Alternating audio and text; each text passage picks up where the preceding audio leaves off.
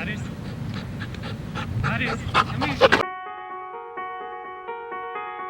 just joking about how you can always tell if she's in the lab by her laughter. She's just so loud. And he was just like saying he would talk with grad students, like, hey, do you know if Lisa's here? And they'll like wait a couple seconds, hear her laugh, and be like, yep, she's here.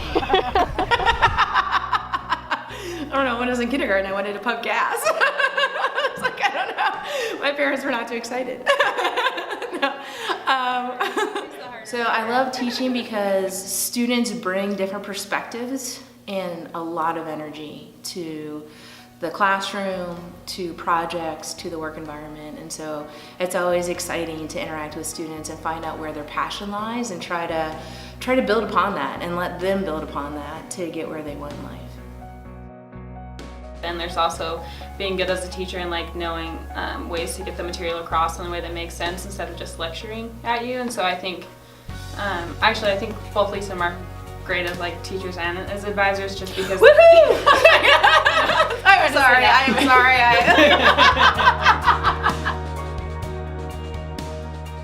Because she takes initiative, she's interested, she's always looking for opportunities to get experience and make connections between the materials that she sees within classrooms, within the field of wildlife biology and fisheries. And then I'm interested in fish just because going fishing on the river, and it's just, I think fish are cool. They're underappreciated. They're underappreciated.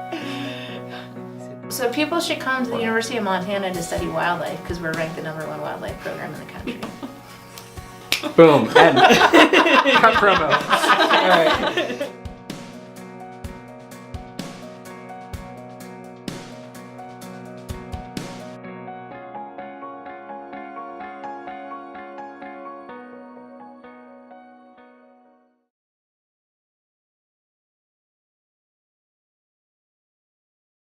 Can you elaborate? Sorry, I spaced out as she was talking. I was thinking. Amy talked for too long, and then I stopped thinking. I mean, I would space out in class anyways, and then come back and be like, say that again, please. What just happened? Oh my God, Amy really was the first writing professor I had that allowed my creativity to just go, and I realized, when I had this creative push, that I could make these things that I was super proud of.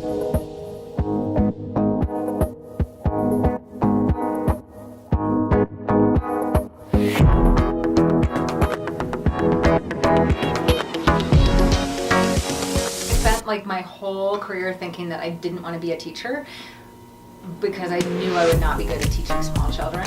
And then I came to graduate school and I was like, wait, you can teach grown-ups. Or people who are almost grown up. I was about to say, I am not people who are grown up aged.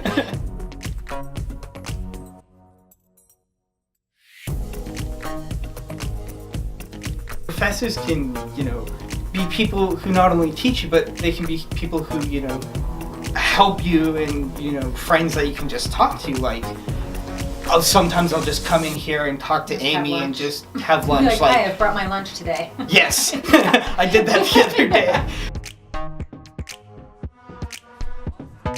It's actually your class that was a deciding factor for me on whether or not I'd pick up the English minor. That's also what led me to the film minor. And I was like, oh my God, there's this whole other segment of creativity that I love.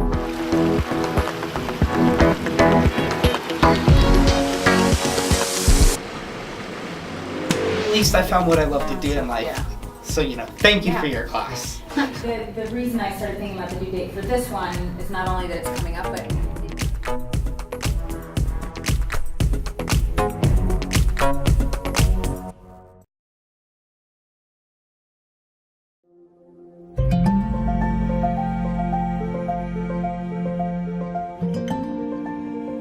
We never want to feel like we're trying to convince somebody, or you should do this. It's a big decision, what you want to study.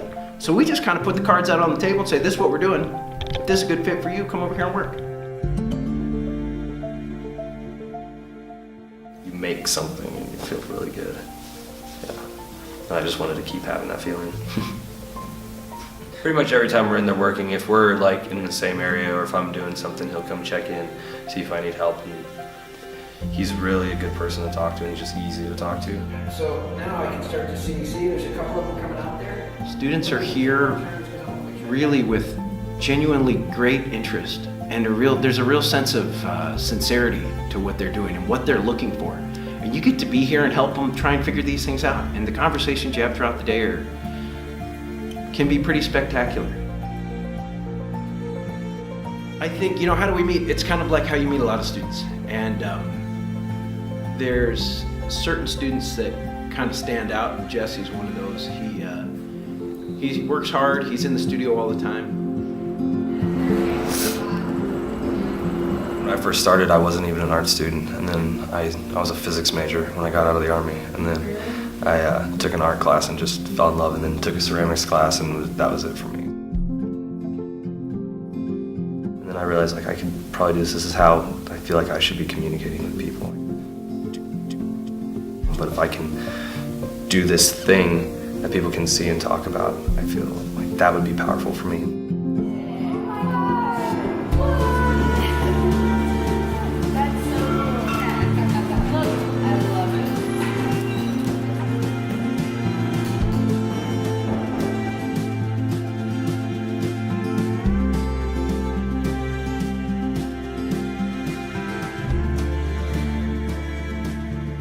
I think people sometimes get too scared to try things outside of exactly what they see, and I think people should probably just get over that and just try it. Absolutely nothing bad is going to happen from trying it. Only good can happen, I think.